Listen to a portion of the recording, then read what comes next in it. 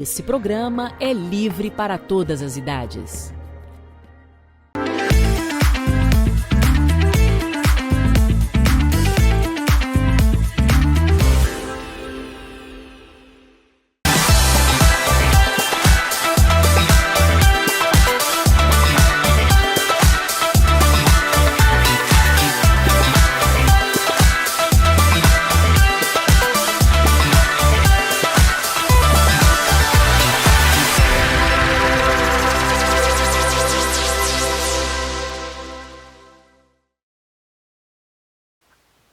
Olá, muito bom dia a todos, sejam bem-vindos. Programa do Seu Jeito começando nesta manhã de sexta-feira. Finalmente sextamos aqui também, junto com você aí de casa, e é um prazer imenso ter o carinho da sua audiência. Seja bem-vindo, bem-vinda, fique à vontade. Para você que vai nos acompanhar durante todo este ao vivo, para você que vai nos assistir em outro horário diferente aqui do programa, que está no ar neste exato momento, de 9h30 até as 11h30, você só consegue vir na parte aí da tarde, um pouquinho da noite. Hoje tem jogo da seleção brasileira, vamos torcer todos juntos, quem sabe o Brasil hoje empolga, hoje emplaca, hoje vai pra frente, tá joia? A gente vai ficar nessa troca de energias positivas. Vem comigo por aqui, que eu quero te contar o que vai rolar no programa de hoje, dessa sexta-feira, pra gente sextar juntos com muita informação de credibilidade para você. Por aqui eu recebo a profissional doutora Ana Paula, ela é fisioterapeuta e é especialista em harmonização facial e corporal. E ela vem falar sobre um procedimento que tem ganhado aí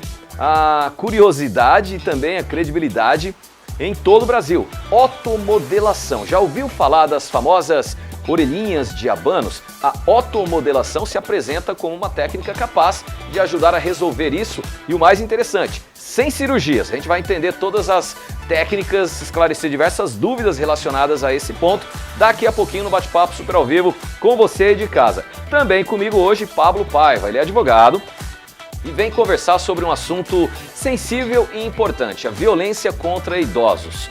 A violência contra idosos tem crescido do ano passado para cá, mais de 18, 19% de crescimento nas mais variadas formas de violência que são praticadas aos idosos, desde violência psicológica, como física, financeira e outras. A gente vai conhecer então quais são os direitos dos idosos e vamos entender como ajudarmos a diminuir esse índice tão negativo que nós temos aqui no país, que é essa questão da violência contra os idosos. E lembre que isso é crime também. Vamos falar dessa parte criminal e o que pode acontecer com a pessoa que agride aí um idoso, independente da sua forma de violência praticada. Também tem o nosso quadro Tech Trends. Vamos passear aqui nas notícias que estão na internet relacionadas às tecnologias. Vamos ver sobre redes sociais, sobre novidades, inteligências artificiais e muitas outras. Isso é só um pouquinho do que vai ter no nosso programa, que eu te convido a acompanhar até as 11h30 da manhã, tá? Então fica por aí, a gente vai fazer um breve intervalo comercial e volta dando início em tudo isso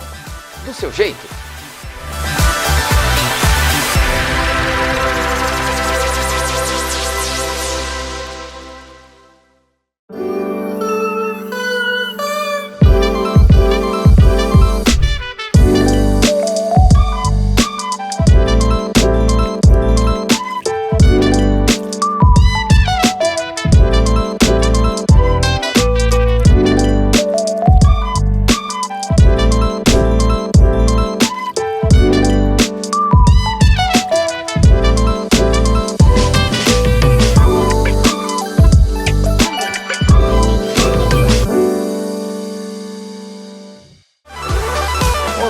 Que bom encontrar você por aí. Eu tenho um convite especial para te fazer, que eu não podia deixar passar em branco.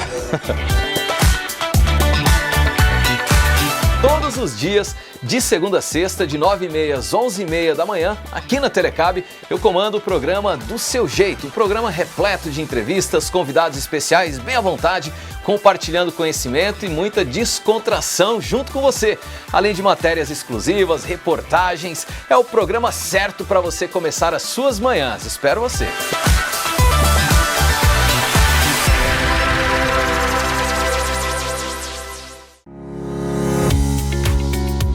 Na Liga de Mossoró, cada passo é um ato de amor. São mais de 170 mil atendimentos por ano, transformando vidas e levando esperança na luta contra o câncer. E com a sua ajuda, podemos fazer ainda mais. Seja um amigo da Liga. Acesse ligademossoró.org.br e saiba como ajudar. Olá, amigos do clube, sejam bem-vindos. Em cada episódio, Silvia Nicolau traz receitas incríveis para a sua cozinha.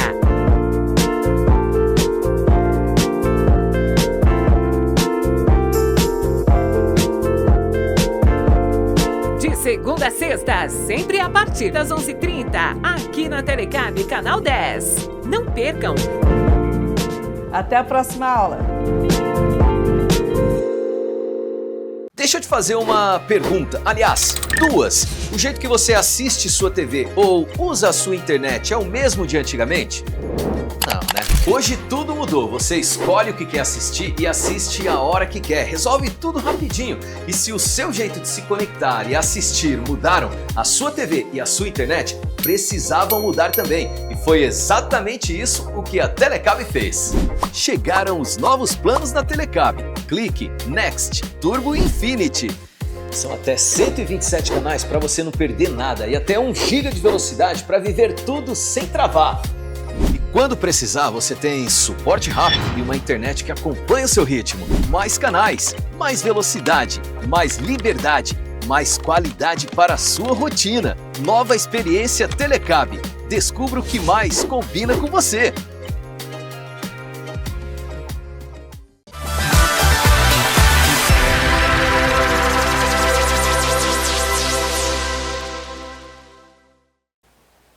Estamos de volta com o programa do Seu Jeito ao vivo para você aqui pela Telecab. Estamos no Instagram, também no canal 10 do assinante. Prazer imenso ter o carinho e audiência de cada um de vocês. São mais de 115 mil assinantes no Rio Grande do Norte, Ceará, Paraíba. Mais de 100 cidades com a nossa presença espalhadas aí por esses estados. Seja muito bem-vindo, bem-vinda. Bom dia, boa tarde e boa noite também.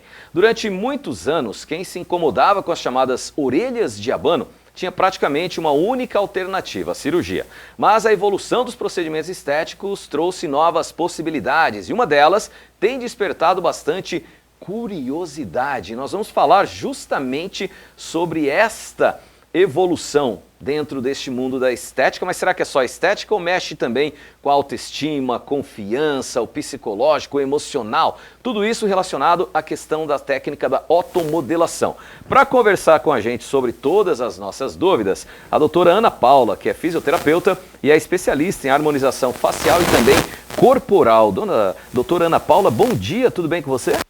Bom dia, tudo bem? Em primeiro lugar, queria agradecer o convite. É um prazer nosso, tá? Conversar bastante aqui sobre todas as dúvidas, tanto aqui da gente, como as dúvidas que ficam possíveis de vocês aí de casa mandarem, tá? Se estiver assistindo aí pelo Instagram, @telecab10, pode mandar a sua pergunta, sua dúvida. Se estiver no canal do assinante também, você pode entrar em contato com a gente no @do Seu Jeito TV. Doutora, você me falava ali nos bastidores, antes da gente entrar no ar, que já vem há 11 anos nessa área? Isso, eu já tenho 10 anos de formação e na parte estética, né, a partir do momento que permitiram a fisioterapia entrar no processo de harmonização, eu também já entrei nessa área do mercado de harmonização, tanto facial como corporal. É o que chama de fisiodermatofuncional? Exatamente. Que maravilha. Como é que você enxerga a fisioterapia? Você foi chamada pela fisioterapia ou você escolheu a fisioterapia? Na verdade, eu escolhi a fisioterapia e, de certo modo, fui chamada também. Eu tenho até no meu Instagram que eu botei que eu assisti uma palestra sobre profissões e vi que a área da fisioterapia, na época, ainda era uma área bem escassa, né? São quase 15 anos atrás, que foi quando eu ingressei na faculdade, que ela atendia a parte de dermato, que eu sempre gostei da parte estética, mas naquela época era apenas drenagem linfática, limpeza de pele, coisas mais simples. Maravilha, a gente vai conversar a partir de agora então sobre a otomodelação. Apresentamos um pouquinho aqui da nossa convidada para você de casa. A Elisandra lá no Instagram diz que você é uma profissional e uma pessoa incrível. E o Marcelo Augusto diz: quem vai assistir está aqui. Então, Marcelo, seja bem-vindo aí na nossa audiência. Vamos começar aqui do básico, doutora. O que caracteriza a famosa e popularmente chamada orelha de abano?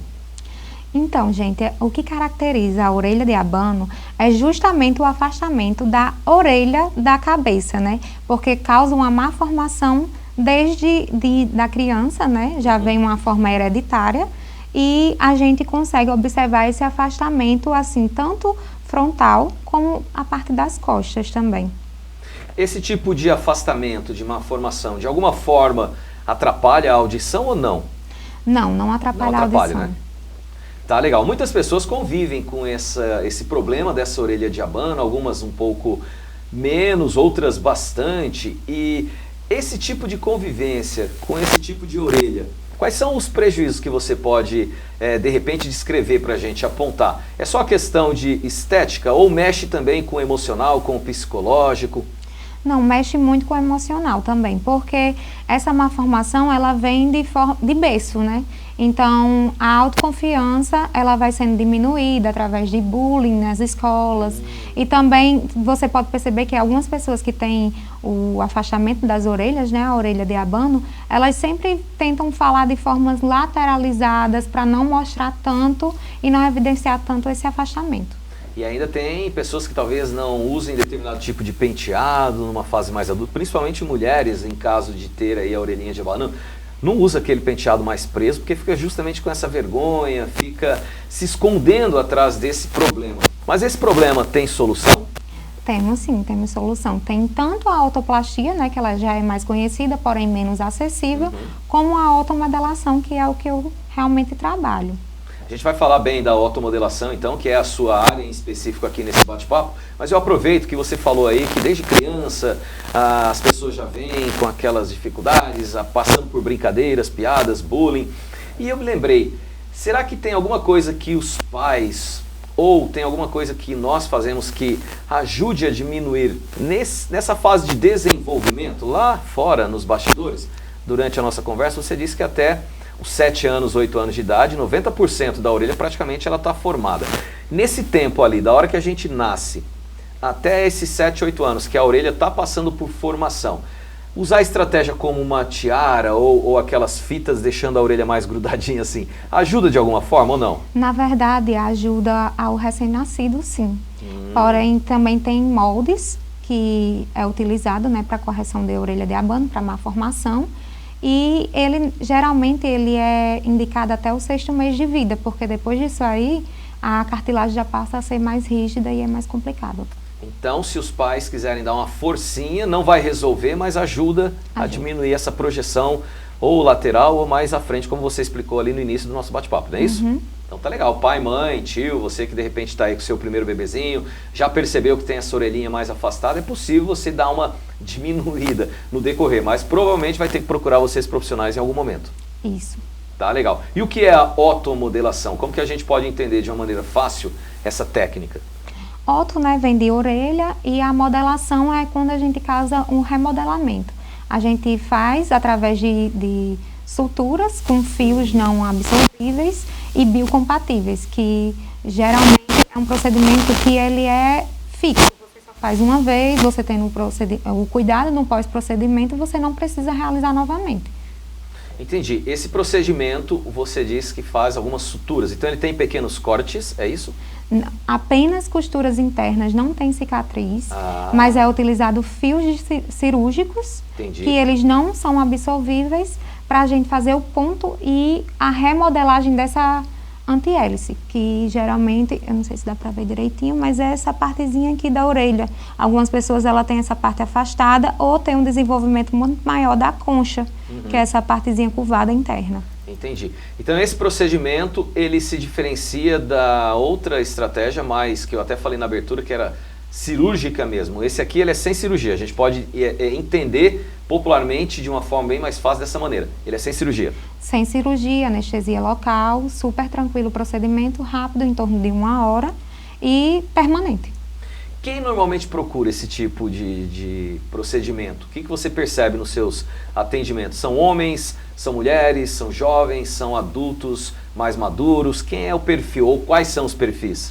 O perfil é mais o público mais jovem, no caso masculino, né, que são adolescentes que sofrem bullying, geralmente se sentem menos confiantes, e no público adulto, geralmente as mulheres elas estão sempre em carga alta para procedimentos estéticos. Entendi. Existe alguma idade mínima ou ideal que você possa dizer que seria interessante de se fazer esse procedimento? A idade mínima seria pelo menos aos 7 anos, que 90% da orelha de tamanho adulto já está formada. Então, a partir dos 7 anos seria uma idade mínima. E existe aquela ideal ou a mínima já é ideal? A mínima já é ideal. Já funciona, né? Já Já funciona. evita talvez diversos transtornos, inseguranças, medos, vergonha, bullying, brincadeiras chatas, tudo isso porque você já vai fazendo essa correção. Aí uma pergunta, se eu fizer a correção e não gostar, ela é reversível ou não?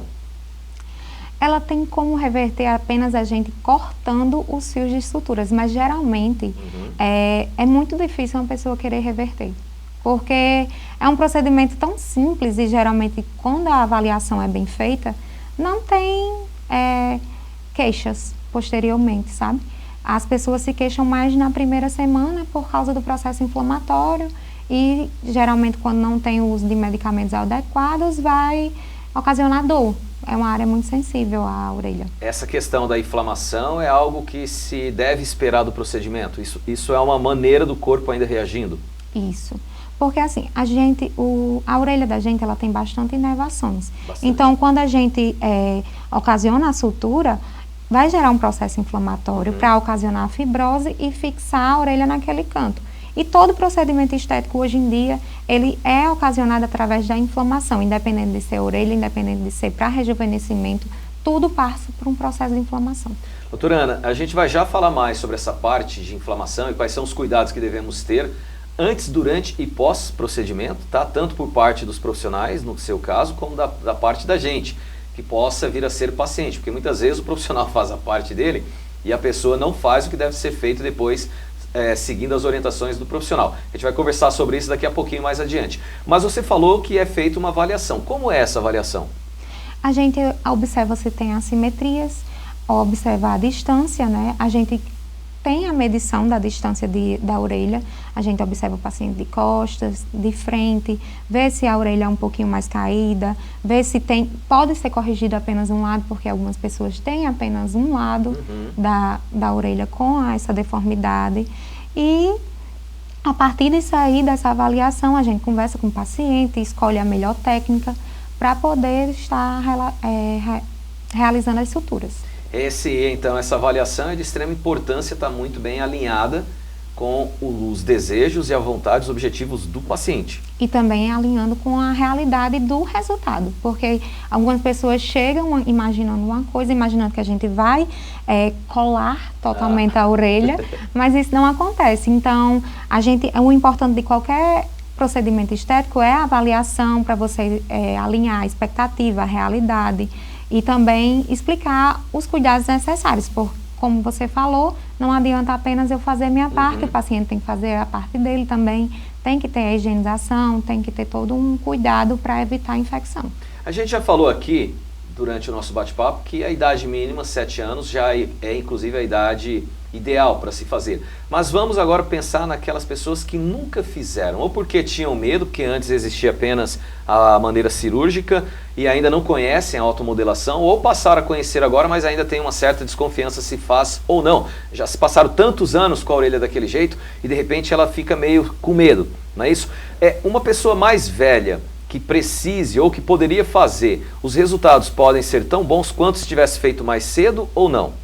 Com certeza, os resultados ele vai ser aproximadamente como o resultado de uma criança realizando. Inclusive, os resultados melhores que são realizados são com crianças. Por quê? Porque a mãe tem mais cuidado na higienização. O adulto ele se torna um pouco mais irresponsável durante o pós. Homem, né? Principalmente se for homem. Porque homem é um bicho difícil. Às vezes a gente tá com dor, não vai no médico, só vai quando tá já sem aguentar nada. Tem teimosia em tomar remédio, tem teimosia em seguir as orientações dos profissionais. Olha, precisamos mudar isso, precisamos fazer como as mulheres que se cuidam desde sempre, né? Procuram fazem ali a rotina, seguem bem as orientações, se cuidam em casa no famoso skincare. Nós homens precisamos adotar também todos esses cuidados pessoais conosco, tá? Isso é importante até para uma questão de qualidade de vida, de higiene, de tudo que possa envolver uma evolução masculina também neste mundo aí dos autocuidados. Tem alguém que não pode fazer ou que algum caso que não seja possível de fazer? Os casos que não são possíveis de fazer são pessoas que elas têm doenças autoimunes não controladas, né? Ela precisa estar num controle, por quê?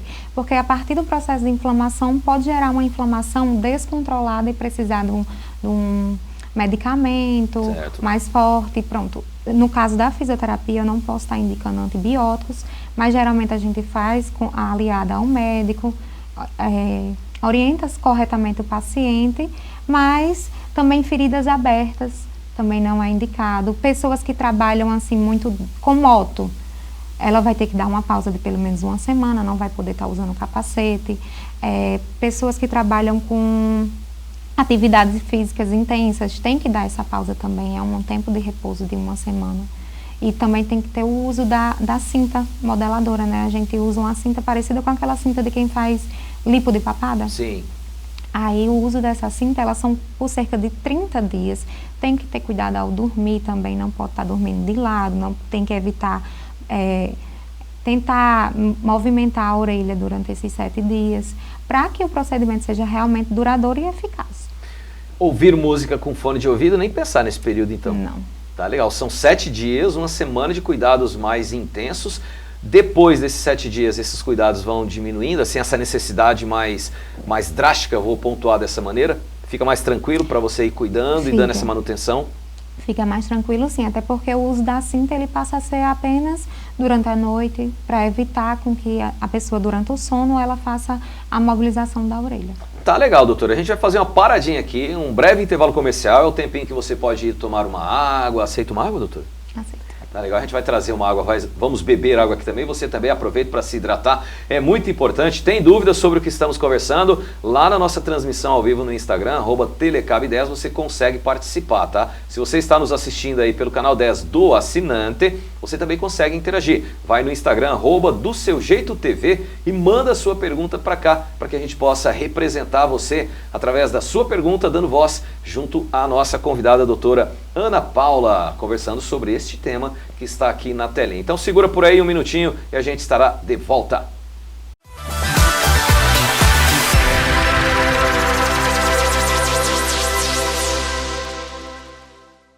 Tá chegando o São João! E com ele, a maior cobertura de TV da região. A Telecab está preparando uma programação especial para levar até você toda a emoção do São João de Açu, do Mossoró Cidade Junina e dos grandes festejos juninos de toda a região. São dezenas de profissionais trabalhando com dedicação, tecnologia e paixão para mostrar cada detalhe dessa festa que é tradição, cultura e alegria do nosso povo. Prepare o coração, porque vem muita emoção por aí. São João Telecab, conexão que aquece o coração. Quer ficar bem informado? As principais notícias da região você confere aqui no Telenotícias. A primeira edição às 12h30. A segunda edição do Telenotícias às 18h30. Jornalismo de excelência você encontra aqui na Telecab 10.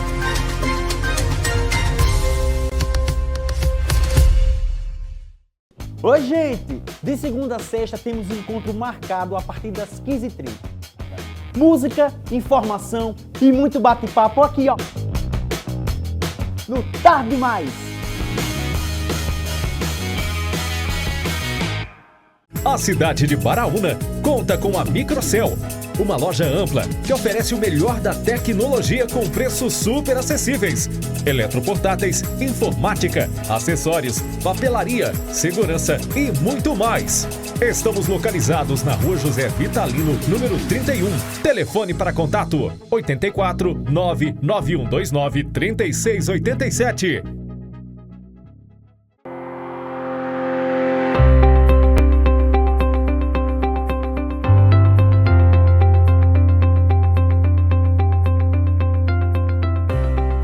Exames por ano, 20 mil tratamentos de quimioterapia, e mais de 100 mil atendimentos. É isso que você faz quando ajuda a Liga de Mossoró, instituição que há 23 anos cuida de pessoas com câncer. Juntos, podemos fazer ainda mais. Seja um amigo da Liga e conheça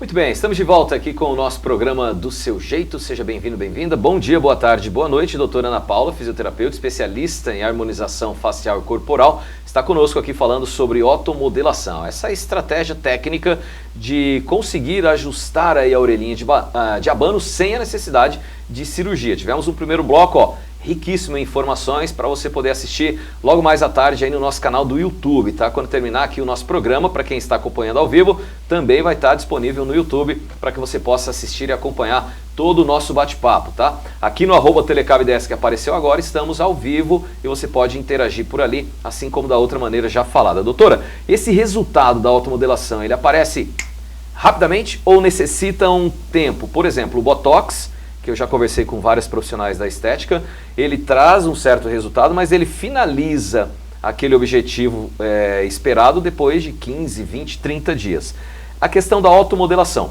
Eu acredito que logo de cara a gente já perceba que a orelha já ficou mais endireitada, principalmente se a pessoa tinha uma orelha bem afastada, né? Mas assim, até o final desse ajuste do corpo chegar naquele limite, entender tudo que foi feito, leva quanto tempo?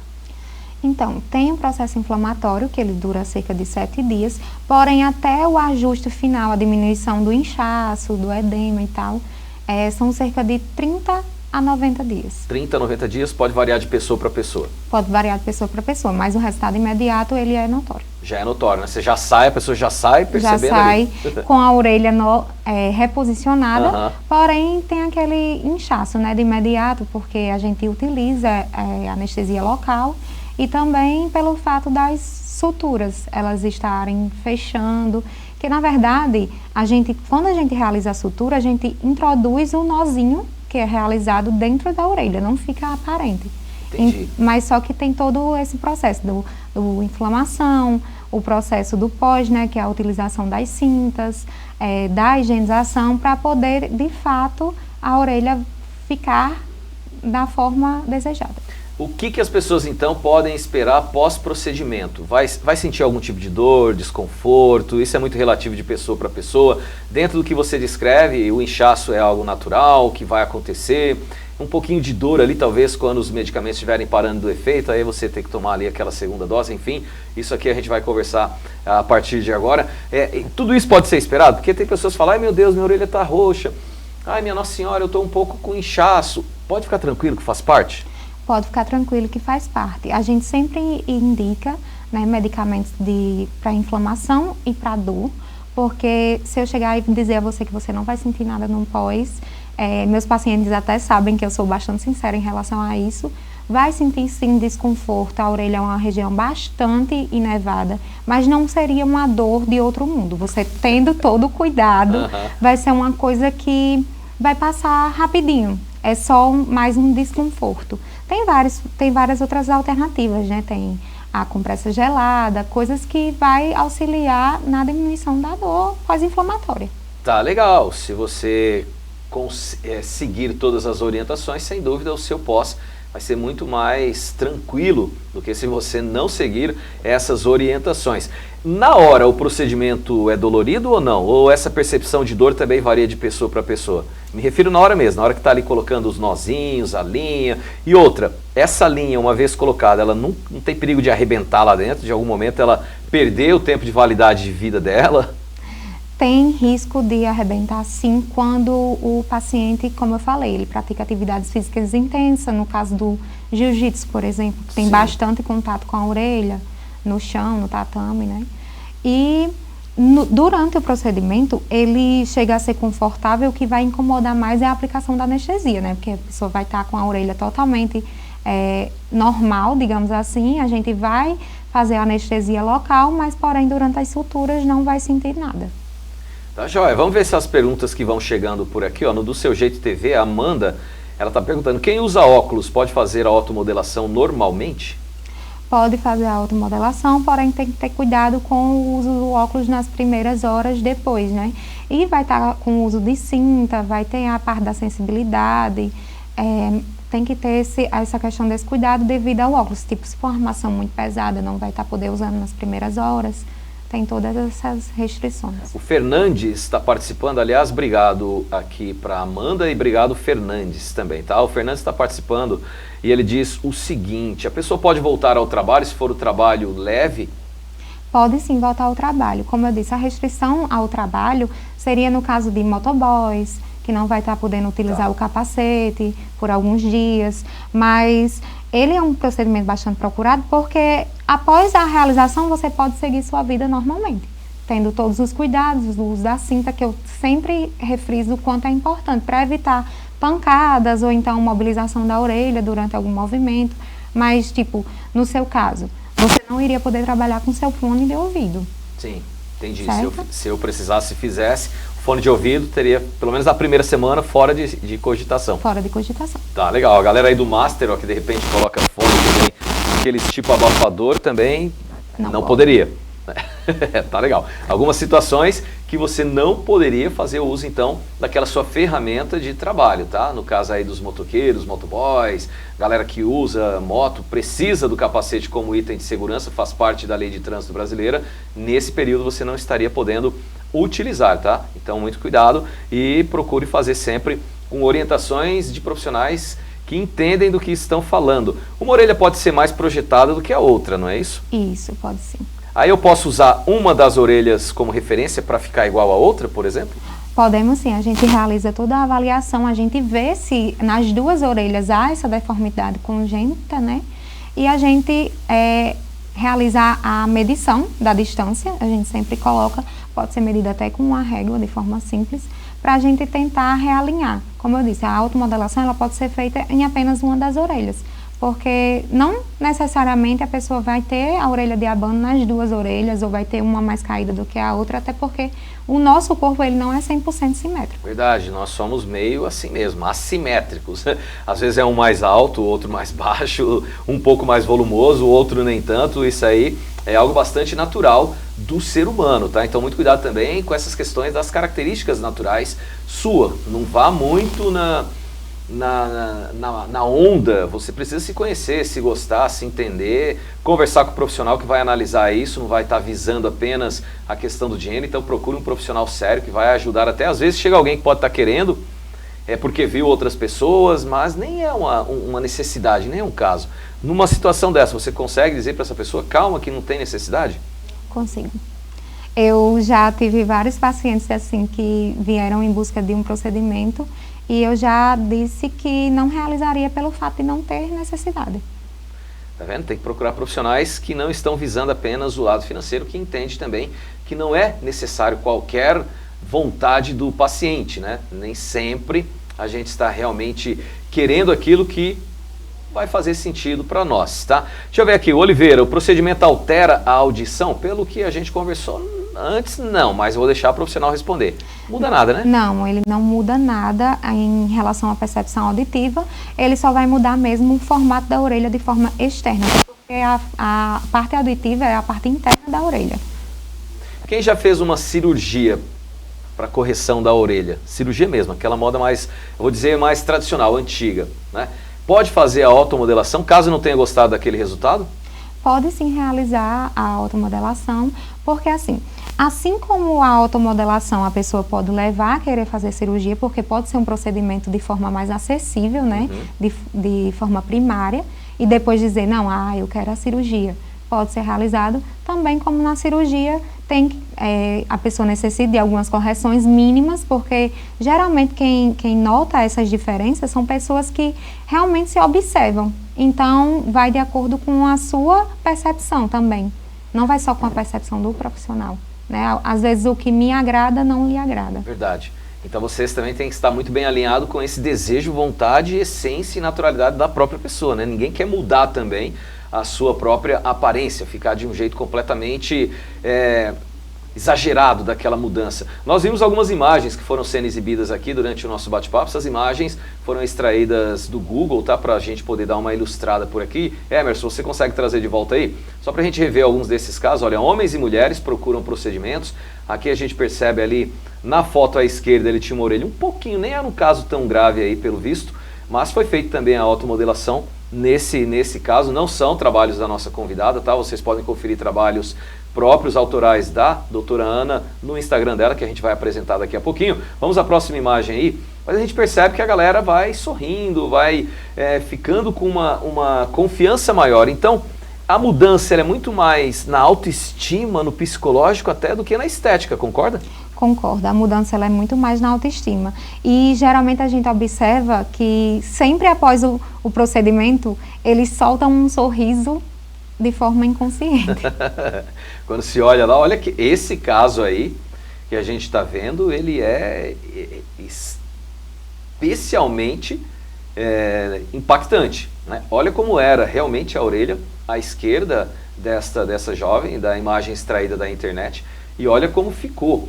A gente nota ali, ó, aquele sorrisinho de quem agora eu estou arrasando, agora eu estou bem, confiante. Isso, e se você observar, esse tipo de paciente, ela chegou com o cabelo solto, provavelmente ela utiliza o cabelo cobrindo as orelhas, e foi pedido para ela amarrar. Porém, a confiança fez com que ela amarrasse o cabelo e soltasse o sorriso até sem perceber. É uma mudança de vida, né?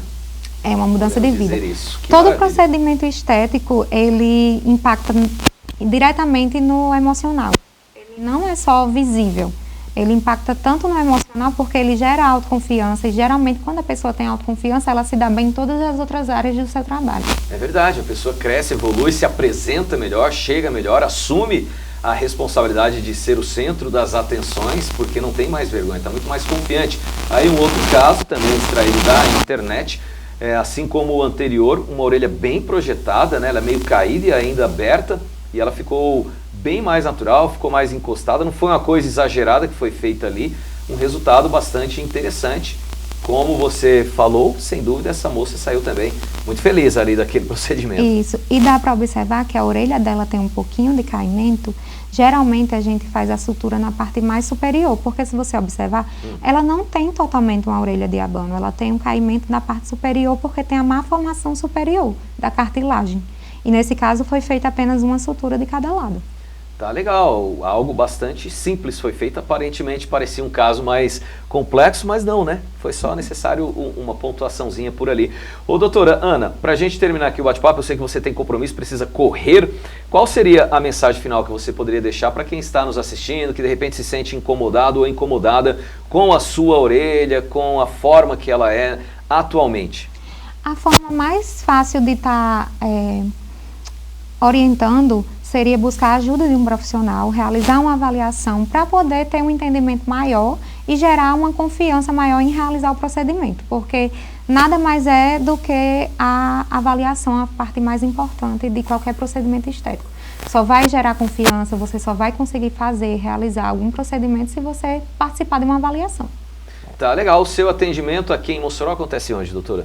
Eu tenho um consultório próprio, ele fica próximo ao Tarcísio Maia. Próximo ao Tarcísio Maia, qual é o nome que vai estar? O nome é o meu próprio nome. Doutora Ana Paula Almeida, fisioterapeuta dermatofuncional. Tá legal, para quem quiser outras informações, eis o Instagram da nossa convidada aqui na tela, você pode tirar um print por aí, depois procurá-la, conversar, esclarecer suas dúvidas, caso não tenhamos aqui conseguido trazer de repente aquela sua dúvida, tá? Eu acredito que a gente conversou um guia bastante completinho por aqui. Agradeço demais, doutora, pela sua presença, sua atenção, e já fica um pré-convite para você num futuro, dentro das suas possibilidades, retornar e a gente trabalhar outros pontos das suas habilidades, tá joia? Tá, muito obrigada, eu fico feliz com o convite e com certeza participarei mais. Que maravilha, vamos contar com isso. Bom fim de semana. Brasil joga hoje, tem um palpite? Nenhum, não sei nem contra quem é. É contra o Haiti. Deixa eu ir para o intervalo comercial, a gente volta já.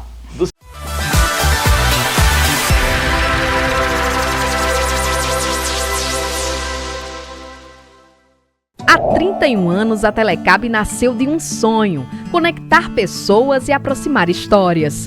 Com coragem, trabalho e determinação, esse sonho deu origem a um projeto que ao longo do tempo se transformou em uma das maiores empresas do seu segmento. A Telecab atende mais de 110 mil clientes e está presente em mais de 100 cidades nos estados do Rio Grande do Norte, Ceará e Paraíba. São milhares de histórias conectadas todos os dias por mais de 500 colaboradores. Seguimos juntos em constante evolução, investindo em tecnologia, inovação e excelência para conectar você, nosso cliente, ao que há de melhor. Porque conectar vai muito além da tecnologia. É estar presente nos momentos mais simples e nos mais importantes. É reunir a família em frente à TV, é acompanhar as notícias da nossa terra, é se manter informado, é se sentir perto, mesmo quando a distância existe. São 31 anos de história, 31 anos de desafios superados, de evolução constante e de compromisso com você. Telecab, 31 anos conectando você ao que realmente importa. Há 25 anos, a Liga de Mossoró tem se dedicado a transformar vidas, oferecendo não apenas tratamento contra o câncer, mas também apoio emocional e social. Fui acompanhante de um paciente e tudo teria sido mais difícil sem o apoio da Liga de Mossoró. O apoio da Liga de Mossoró é fundamental para o sucesso do meu tratamento. Liga de Mossoró, 25 anos, uma história feita de amor, cura e esperança.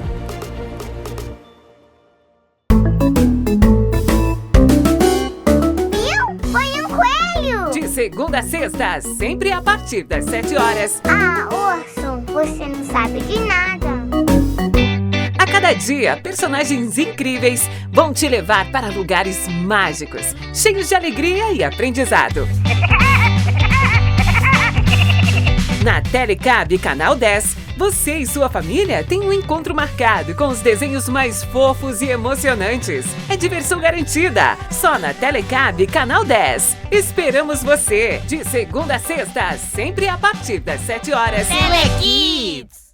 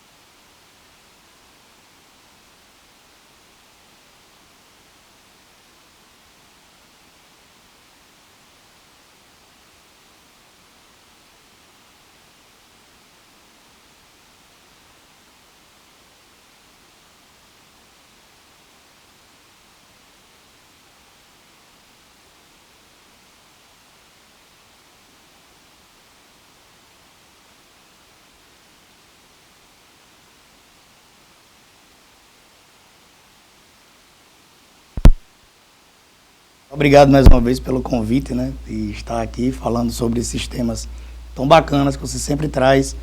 E dessa vez foi até engrandecedor para mim mesmo, né, como cidadão, como advogado, descobrir que existe uma campanha no mês de junho, o mês do meu aniversário. Parabéns, que é, já obrigado. passou? Ainda não, fim do mês. Vamos comemorar. Tá legal, vamos sim. E aí, conhecido como Junho Violeta, e aí a gente estava falando justamente há poucos instantes sobre os trocadilhos do violeta com violenta, né? Uhum.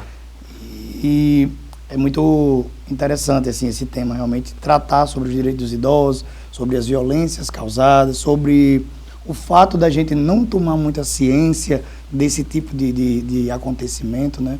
Então é um grande prazer estar aqui mais uma vez para falar de um tema tão bacana e, claro, tão engrandecedor para a sociedade. Isso mesmo, engrandecedor, até porque todos nós temos algum idoso na nossa família e se tudo der certo na vida, nós também seremos um futuro idoso. Então é bom que a gente desde já saiba respeitar essa melhor idade, quando tiver aí pessoas mais velhas junto a você, até porque quando você estiver velho, é importante que essas pessoas também, os novos do momento, possam cuidar de você também, possam proteger esses seus direitos. E falando nesses direitos, quais são esses direitos aí que os idosos têm? Vamos lá, os idosos, na verdade, eles têm, obviamente, todos os direitos que nós mais novos temos de um modo geral. Mas existem algumas leis, né? Em princípio a gente fala sobre o Estatuto do Idoso, que é um estatuto como se fosse o Estatuto da Criança e do Adolescente, só que obviamente ligado diretamente aos idosos, às pessoas da melhor idade. Sim. Quando a gente fala melhor idade, a gente está falando 60 mais, vale também salientar isso, tem muita gente que ainda não tem essa informação, né? Mas se você chegar, por exemplo, numa fila de supermercado, você vai ver lá que é 60 mais. Exatamente. E, assim, eu acho que hoje o foco é mais a parte do Estatuto do Idoso, a parte, né? Então, acabei de falar um direito, inclusive, né? Que é a questão justamente da fila preferencial, né? Da assistência social, do cuidado para com, ou melhor, do cuidado dos filhos para com o idoso. Então, tudo isso, assim, como, por exemplo, um cuidado prioritário em bancos, por exemplo, porque hoje nós temos um entendimento dentro dos próprios bancos, Giacomelli, de que como os idosos são alvo, né, de muitos golpes, de muitas pessoas que enganam, que pedem ali para tirar um dinheiro, que, enfim, tentam ajudar, mas na verdade atrapalham, tem também uma prioridade dentro do banco, fora a fila, ou seja, se existe alguém que está fazendo alguma coisa e tem um idoso necessitando, ele deve, em tese, se o banco for um banco sério, o Banco do Brasil faz isso, inclusive, tá? A pessoa deve largar ali automaticamente e fazer prioritariamente o atendimento do idoso. Pablo, muitas vezes quando a gente fala em violência, seja contra criança, adolescente ou idosos, a gente relaciona às vias de fato, realmente a agressão física. Mas existem vários tipos de agressões que esses idosos podem passar, não é isso, por eles? Quais são esses tipos de violência? Vamos lá, eu faço um comparativo com você com as violências sofridas também pelas mulheres, quando a gente vai falar da questão da Maria da Penha, né? Claro que são leis diferentes, coisas diferentes, mas eu faço um comparativo. Nós temos hoje a violência física, que é a que deixa marcas, que é a mais comum, que a gente entende como violência de fato, mas nós temos a violência psicológica, que é a mais traumatizante, é a mais difícil de se identificar. Nós temos uma violência patrimonial ou financeira. Por que patrimonial? Muitas vezes as pessoas querem, por exemplo, tomar algum terreno, alguma casa, algum bem, né, da pessoa idosa, simplesmente pelo fato dela já não estar mais tão lúcida, tão bem para tomar suas próprias decisões quanto à vida civil. Até a própria aposentadoria tem pessoas que querem controlar esse dinheiro, querem ficar com o cartão, querem ser as pessoas que vão mexer com essa grana. Exatamente. Nós temos aí crimes, já como relacionados muitas vezes, por exemplo, ao fato das pessoas inventarem que aquela pessoa não está tão lúcida para criar uma falsa curatela, porque o juiz não tem como saber, às vezes até entram de conluio com um médico, por exemplo, para que seja, né, dado o laudo, para que a pessoa tenha essa curatela, para que ela possa ali realmente gerir todos os bens daquele idoso, e aí consequentemente ele vai fazendo pequenas retiradas, grandes retiradas, muitas vezes retira logo tudo, e aí nós temos a questão da apropriação indébita, nós temos o próprio estelionato, muitas vezes o furto, e aí claro, vai depender muito de como é cometido, quando é cometido, quem comete, em qual ocasião, né? E vale salientar, a gente sabe disso perfeitamente. Geralmente essas coisas acontecem com as pessoas de casa. Muito bem. Exatamente. Nós vimos, eu trouxe até algumas imagens que eu vou pedir para o Emerson colocar aí para a gente. Essas imagens são da Agência Brasil, que ontem iniciou essa campanha justamente do Junho Violeta, que a gente falou aqui do trocadilho violenta, né? Dá para fazer esse casamento aqui, todos nós nos mexermos em prol de procurar resolver, melhorar essa situação. Olha só, entre janeiro de 2024 até abril deste ano, agora de 2026, mais de 1,6 milhão de idosos denunciaram, tiveram algum problema. Os primeiros 4 meses deste ano, 250 mil casos, tá? Quase 250 mil, e um aumento de cerca de 19% em relação ao mesmo período do ano de 2025, ou seja, do ano passado. Então, se você pegar janeiro, fevereiro, março e abril do ano passado e comparar com esses mesmos meses deste ano, foi um aumento de quase 19% dentro desse mundo de agressões que a gente viu que existem de diversas formas. Esse aumento, você acredita, Pablo, que tem a ver com as denúncias que agora as pessoas fazem mais, ou realmente com a violência que tem aumentado contra esse público? Ou os dois? Giacomello, agora aí você me pegou, porque assim, eu vim como advogado e estou respondendo agora como sociólogo, vamos dizer assim. Mas a conversa da gente sempre é essa conversa interativa, por isso que é tão interessante, né? Sempre vir aqui, a gente mistura tudo e é isso. Eu acredito, Giacomello, que assim, o advento da tecnologia gerou exatamente as duas coisas. Por exemplo, facilitou a retirada de dinheiro por parte de um neto, por parte de um filho, por parte de um sobrinho, enfim.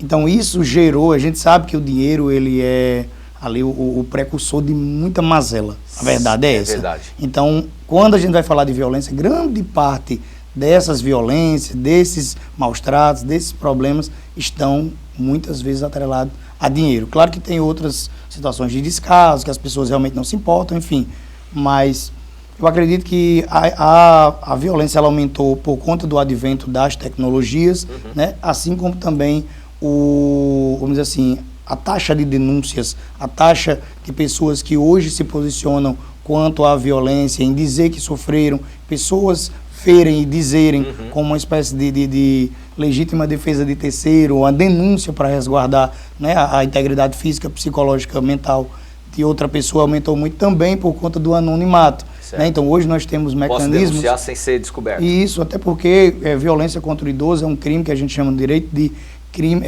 ação, que vira uma ação penal pública incondicional. O que quer dizer isso? Você lembra que eu até já falei sobre isso algumas vezes. Ação penal quer dizer que é um processo criminal. Né? Pública quer dizer, não precisa explicar, porque é pública, porém incondicionada quer dizer que não precisa que a própria pessoa faça a representação para que surta efeito. Claro que a palavra da vítima, da pessoa que digamos assim, que quando foi denunciada ela era vítima, claro que ela tem um peso muito grande. Certo. Se ela chega na delegacia, né? Se ela chega na delegacia e diz que não aconteceu, nós temos aí um problema e provavelmente essa investigação vai ser arquivada, esse processo pode ser arquivado, não é verdade?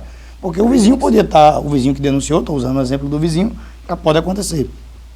O vizinho pode estar enganado, pode ter ouvido um barulho e achou que era uma agressão, estava sendo espancado, enfim. E na verdade não foi uma queda, foi uma discussão. Então a gente também tem que assim, analisar esses cenários para não deixar de fora da conversa. O direito a essa análise tem que ser muito fria, né? Não dá para ir pelo calor da emoção. Exatamente. A violência psicológica, ela caracteriza com que tipo? O que acontece? É questão de humilhação, intimidação? Onde entra o psicológico aí? Vamos lá. Quando a gente fala de violência psicológica, a gente entra num ponto muito tênue, né? Assim, porque a gente está falando de uma condição subjetiva, né? A área psicológica da pessoa, ela é uma área muito subjetiva. Sim. Então, tipo assim, o que é uma violência psicológica para você pode não ser para mim. Exatamente. Né? É individual. Então, o direito, de um modo geral, ele prevê violência psicológica como todo ataque, interação, enfim, atrito que venha a abalar as condições psíquicas, psicológicas, mentais de qualquer pessoa. Emocionais. Então, exatamente, emocionais. Então, quando você conversa com uma pessoa sobre algo, por exemplo, do passado, que você sabe que ela fica frustrada, constrangida, chora, se você faz isso de maneira reiterada, como se fosse uma espécie de tortura, concorda comigo? Concordo. E quando você faz isso com um idoso, que às vezes a gente até compara com uma espécie de criança, claro que depende do idoso, né? Mas eu digo assim, falando da pessoa que já está mais fragilizada. Sempre entendo, gente, quando eu vou falar das pessoas mais fragilizadas, porque a gente está tentando ir, assim, né, pro ponto mais crítico da situação para que fique mais bem entendido.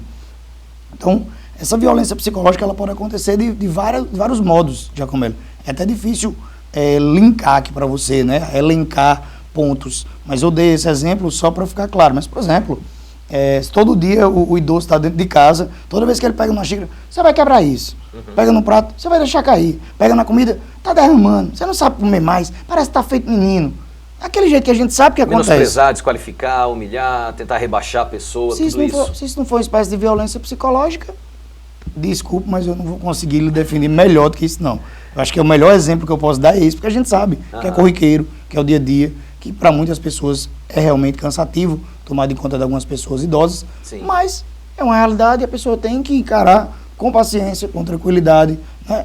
Empatia, amor, carinho. E lembrar que um dia vai ficar velho também, né? Exatamente. Se não bater as botas no percurso da vida antes... Minha avó é quem diz isso. vai ficar velho também. Não quiser ficar velho, morra novo.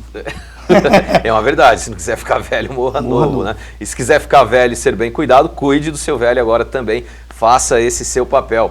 Tá joia? Só um adendo. Cuide do seu velho e ensine aos novos a também fazerem da mesma forma. Quando você ensina pelo exemplo, quase nunca você vai se arrepender. O resultado é quase certo. Só para não ficar, né? É verdade. E a gente falou há pouco, né? A maioria desses casos, e é uma maioria esmagadora, quase que a totalidade, segundo a Agência Brasil e o levantamento feito nos últimos anos, 90% desse tipo de violência é praticado por pessoas de dentro de casa, da família. Então, imagina aí, se você dá um mau exemplo para sua criança, você ainda como um jovem adulto, um adulto ali amadurecido no meio da vida, dá um mau exemplo em relação aos cuidados com seus pais, que são os avós dessas crianças, lá no futuro, é isso que você vai ter da sua criança quando você estiver envelhecido, né? Então vamos também aprender a ensinar esses jovens, as crianças, a respeitarem qualquer pessoa, né? A gente está falando dos idosos, mas respeitar a vida, respeitar o ser humano, respeitar o outro, independente das diferenças, das realidades. Vamos fazer uma paradinha aqui, um breve e rápido intervalo comercial, mas a gente volta falando de outros pontos logo após o intervalo comercial. Fica por aí.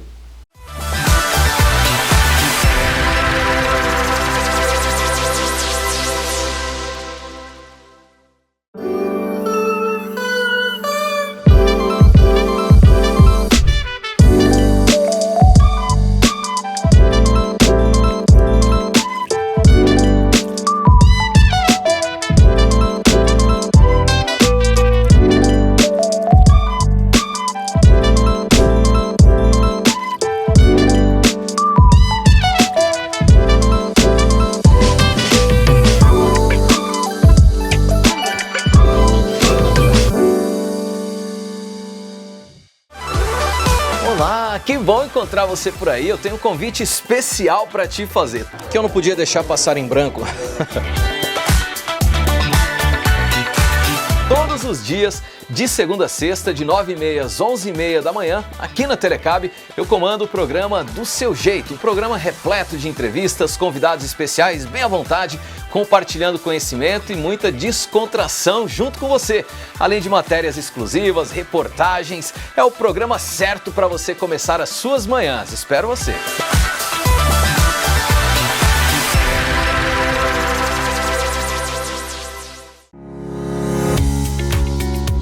Na Liga de Mossoró, cada passo é um ato de amor.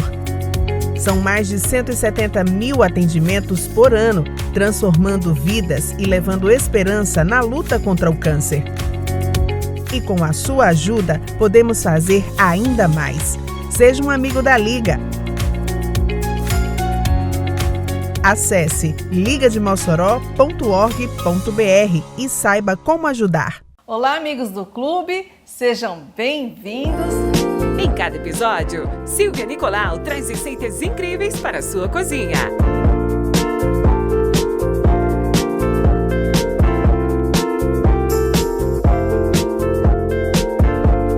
De segunda a sexta, sempre a partir das 11h30, aqui na Telecab, Canal 10. Não percam! Até a próxima aula! Deixa eu te fazer uma pergunta, aliás, duas. O jeito que você assiste sua TV ou usa a sua internet é o mesmo de antigamente? Não, né? Hoje tudo mudou. Você escolhe o que quer assistir e assiste a hora que quer. Resolve tudo rapidinho. E se o seu jeito de se conectar e assistir mudaram, a sua TV e a sua internet precisavam mudar também. E foi exatamente isso o que a Telecab fez. Chegaram os novos planos da Telecab. Clique, Next, Turbo Infinity. São até 127 canais para você não perder nada e até 1 GB de velocidade para viver tudo sem travar. E quando precisar, você tem suporte rápido e uma internet que acompanha o seu ritmo. Mais canais, mais velocidade, mais liberdade, mais qualidade para a sua rotina. Nova experiência Telecab. Descubra o que mais combina com você.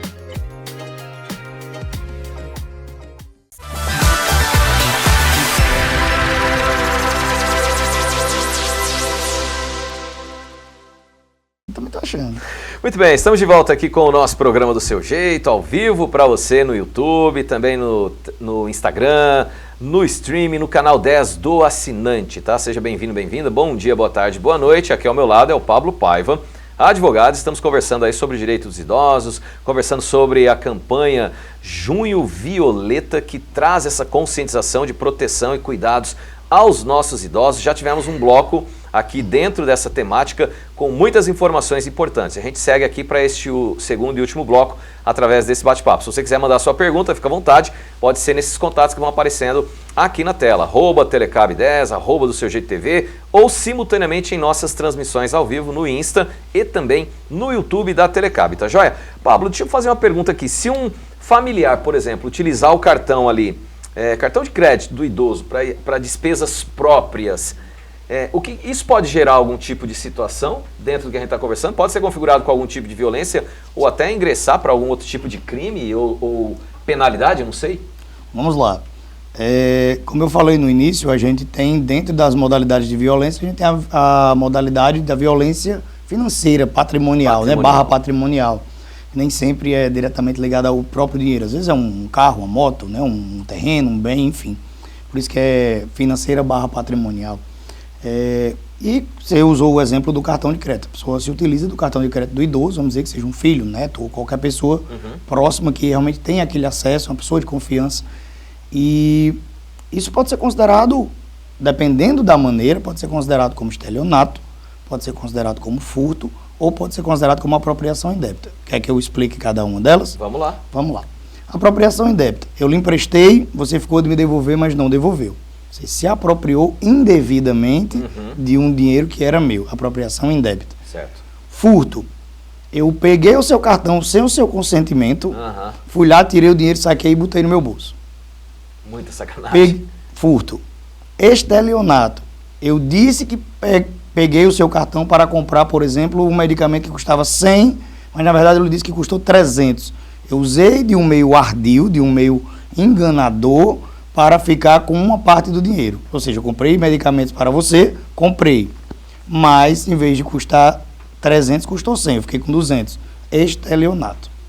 Ficou claro? Ficou super claro. E para cada uma dessas situações existem penalidades? Existem penalidades previstas no próprio Código Penal e que também o próprio Estatuto do Idoso também prevê a possibilidade. Só que quando prevê a possibilidade, ele remete para onde? Para o Código Penal, porque já existe, não precisa criar uma nova lei com um novo crime, com a mesma pena, se ele já existe no Código Principal, que é o Código Penal, Código de Condutas Criminais. Durante o intervalo, Pablo, a gente conversava por aqui, você trouxe uma situação bastante curiosa, que é, por exemplo, aquela pessoa idosa que vai casar mais uma vez. O cara ali ficou viúvo, de repente resolveu se casar, às vezes é alguém que a família não quer, que acha que não vale a pena, enfim. O que existe de novidade em termos de proteção para uma situação como essa? O Estatuto do Idoso, quando foi instituído aí em 2003, né, não é nada muito antigo também não, é até recente. É verdade. Acho que a lei, o número da lei, eu sou um pouco ruim com isso, você sabe, mas acho que é 10.471, se eu não me engano, eu tenho um pouco de lembrança disso, porque como eu convivi com idosos, minha avó, etc., então eu tive algumas coisas para fazer vez por outra, para garantir alguns direitos, então eu me lembro mais ou menos. Mas, repita só a pergunta, só para eu nortear aqui a resposta. Em relação a essa questão que a gente está conversando, agora até eu percebi.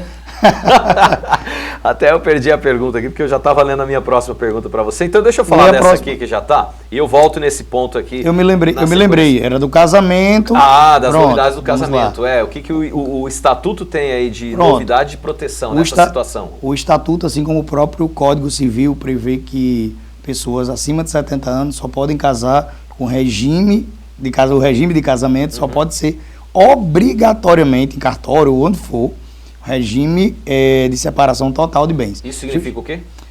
Que é um resguardo para os idosos, para evitar que aconteça aquelas coisas que aconteciam antigamente, que as pessoas se casavam com os idosos esperando que eles morressem, muitas vezes até armavam alguma coisa para que falecesse, para que eles pudessem vir a ficar com os bens, com o patrimônio daquela pessoa. Então, regime obrigatório, separação total de bens. O que quer dizer isso? Quer dizer que o que você tinha é seu, o que ele tinha é dele, e o que vocês construírem Na vigência diz que você conseguir comprovar, você vai ter direito. Mas, por exemplo, o que ele já tinha antes do casamento, não vai ter tá mais. Fora dos filhos e de quem mais tiver direito aí perante a lei, obviamente. Que maravilha. Vamos falar aqui de abandono. Muitas pessoas acreditam que abandono ao idoso é simplesmente deixar ele sozinho. Mas dentro da justiça, dentro do direito, existe um conceito diferente apenas de deixar a pessoa sozinha, não é verdade? Isso. Nós temos, na verdade, algumas... No direito a gente sempre tem essas coisas escalonadas, né? A gente tem o abandono de incapaz, que é a pessoa que realmente ela é uma pessoa considerada inimputável, uma pessoa que ela não tem, por exemplo, suas faculdades mentais plenas, ou não tem a condição física suficiente para se deslocar, ou não consegue, muitas vezes, por exemplo, comer direito, andar direito, não enxerga. Essas pessoas são consideradas pessoas relativamente capazes, ou às vezes até incapazes, concorda comigo? Logo, quando você abandona essas pessoas, é tido como um abandono de pessoa incapaz. E isso tem uma penalização, inclusive é até indenizável dentro do Código Civil, certo? Se ficar constatado. E existe também uma penalidade prevista no Estatuto do Idoso. Nesse caso, não é no Código Penal. O Código Penal prevê o abandono de incapaz, mas o Estatuto do Idoso se equipara a ele, vem lá e diz. Inclusive, se eu não me engano, Giacomelli, porque assim...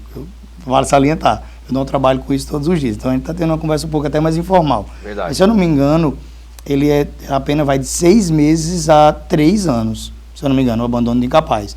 Isso tanto se aplica a bebês, como a pessoas em estado de embriaguez, como a idosos que não têm suas capacidades mentais ou físicas plenas.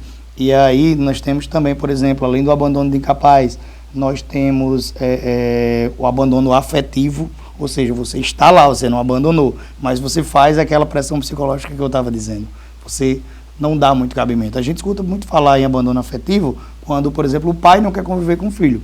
Isso é uma condição de abandono afetivo, inclusive uma situação de direito de família que é indenizável. Ou seja, eu estou explicando que nesse para justificar que o outro também é por equiparação, né? E aí, nós temos, até onde eu estou conseguindo me lembrar agora, nós temos o abandono incapaz e o abandono afetivo. Ambos os abandonos, Giacomelli, eles não são só o fato de deixar a pessoa sozinha, não é o fato só de não dar aquela devida atenção. É o fato, por exemplo, dessa pessoa estar sentindo uma dor há 4 ou 5 dias, mesmo que você esteja lhe dando um medicamento, mas você não atinou para levá-la ao hospital. Ou levou ao hospital, mas abandonou lá e foi embora, não mandou um cuidador, não mandou um filho, não mandou ninguém, não voltou para dar uma satisfação, entendeu? Ou voltou para pegar a pessoa, mas não deu a medicação da maneira correta. Isso pode ser considerado não somente como negligência, como também como abandono. Ou seja, não é só, como você pontuou muito bem, a presença física, os cuidados também básicos para a sobrevivência, para a atenção, para a medicação, para um passeio, tudo isso pode entrar também e ser configurado dentro do direito como abandono a esse idoso. Eu peguei uma lista aqui, Pablo, de possíveis sinais que podem indicar se esse idoso está sofrendo algum tipo de violência. Claro que isso tem também uma parte psicológica e que não é a sua área, mas eu acredito que dentro dos seus trabalhos e em parceria com outros profissionais que sejam psicólogos do direito também, você consiga pontuar se sim ou não, tá? Dentro do que você for capaz. Mas, por exemplo, mudança brusca de comportamento, medo excessivo, tristeza constante, isolamento, pior até na própria higiene, falta de medicamentos, tudo isso podem ser sinais de diversos tipos, talvez até, de violência contra esse idoso? Totalmente. Inclusive, muitas vezes isso acontece não somente com a violência psicológica, mas, na verdade, muitas vezes está presente a violência física, né? Que a gente acha que a violência física ela é mais grave do que a psicológica, mas a gente hoje constata no direito, em várias searas, não somente nessa, que, na verdade, a violência psicológica ela tem um peso muito maior. E aí, a resposta à sua pergunta, se for uma resposta mais generalizada, uma resposta mais direta, é que o corpo fala. É indiscutível isso, né? O corpo da criança fala, o corpo do adolescente fala, o do adulto fala muito, a gente que costuma não escutar e os dos idosos também falam muito. Então, quando o psicólogo, apesar de eu não ser da área, como você bem mencionou, vai analisar se realmente existe a possibilidade de estar havendo esse tipo de violência psicológica, física, enfim, financeira, etc., ele começa a conversar com esse idoso e analisar os traços comportamentais. Entendi. Claro, Se ele não conhecia antes, não tem como ele analisar. Mas se ele conhece hoje, está acompanhando esse idoso, e de repente ele nota que o idoso já não está querendo ir para a consulta, o idoso já está um pouco mais magro, não está comendo direito, ou a sua higiene pessoal, barba, etc., o cabelo, enfim, né, os dentes não estão tão bem cuidados como costumava ser, sendo que nada mudou na estrutura. O cuidador é o mesmo, o familiar responsável é o mesmo, a renda financeira é a mesma, ninguém morreu na família, ou seja, nenhum elemento externo foi modificado para que ocasionasse aquele tipo de situação. O psicólogo vai começar a analisar, esse é um ponto interessante de se falar, ele vai começar a analisar e o próprio psicólogo pode acionar o Ministério Público do Idoso, existe o Ministério Público do Idoso, tá? Diz que 100, inclusive, que é polícia / Ministério Público, eles trabalham de maneira interligada, é ótimo isso. Maravilha. E os próprios psicólogos, ao notarem isso, eles têm a obrigação, nem sempre se faz, às vezes tenta conversar com a família e resolver, que eu acho até que é a melhor maneira inicialmente. Um problema muito grande você envolver a justiça sem saber muito bem o que está acontecendo, né? Concordo. Mas, enfim, os próprios psicólogos têm a obrigação de informar isso ao Ministério Público para que seja melhor apurado, né? Às vezes através do CRAS ou um CAPS, dependendo, né, da necessidade do idoso. Ô Pablo, o seu tempo aqui está chegando ao final, o seu tempo mesmo, que você precisa sair. Aqui eu ainda conseguiria segurar mais você. Pode ficar à vontade. Eu posso ficar à vontade? Pode, sim. Então tá, como você me permitiu, então eu vou seguir com mais algumas perguntas aqui. Eu vejo que muitas vítimas não denunciam. Da mesma forma que acontece, por exemplo, com a violência contra mulheres ou outras questões de violências domésticas ou até com crianças e adolescentes, muitas vezes não denunciam. E os motivos, já tive profissionais do direito, da psicologia conversando aqui no programa, geralmente está envolvido a dependência emocional, financeira, afetiva em relação àquele agressor, também o medo de represália, a vergonha, de causar conflitos familiares, algo que os outros irmãos poderiam nem estar sabendo, ou outros familiares. Você percebe que, ou é também possível que essa realidade que a gente vê em outros casos de violências, como mencionados, criança, adolescente e violência doméstica contra a mulher, pode também pesar para que os idosos acabem não denunciando eles mesmos? Vamos lá. Eu acho que esse é o grande ponto da conversa, muitas vezes, até porque a gente está falando de violência, a gente está falando do Junho Violeta, que a gente fez o contraponto com Violenta. O grande ponto, Giacomelli, que passa na minha cabeça, eu estou falando, apesar de como profissional de direito, mas eu estou falando como cidadão, né? É o estigma que a gente tem, um estigma muito grande que a gente tem na sociedade de que o idoso, ele, quando fica velho, ele vira um menino e aquela pessoa, geralmente, ela não quer dar trabalho, mas ela é involuntário. E muitas vezes esse idoso, ele tem o grande medo que eu enxergo, disso aí tudo que você falou, está tudo perfeito. É o medo de desfazer a família, é o medo de causar contenda, problema, né? Discussão dentro da própria família. Entendi. Então, às vezes, a pessoa está ali, chama o idoso chama a atenção, tudo bem. Depois ele dá um tapa, ele deixa para lá, ele não quer dizer ao irmão, com medo do irmão vir bater nele e começar.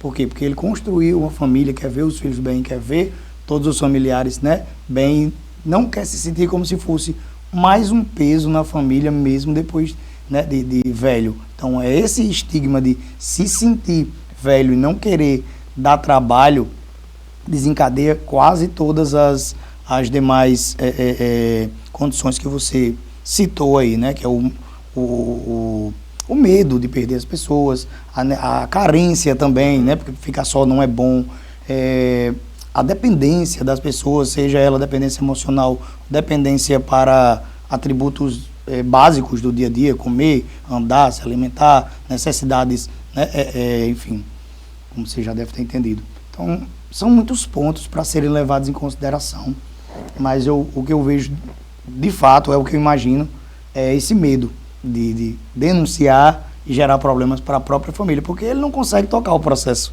só. Alguém tem que tocar por ele ou ser tocado, né? Então eu acredito que o medo, que é, na verdade, isso que eu estou dizendo, desencadeia todos os outros problemas, se você parar para analisar, né? Concordo então com o grande medo, eu acredito que seja esse. A Maria José está perguntando se filho é obrigado a cuidar dos pais idosos. Eita, vamos lá, Maria José.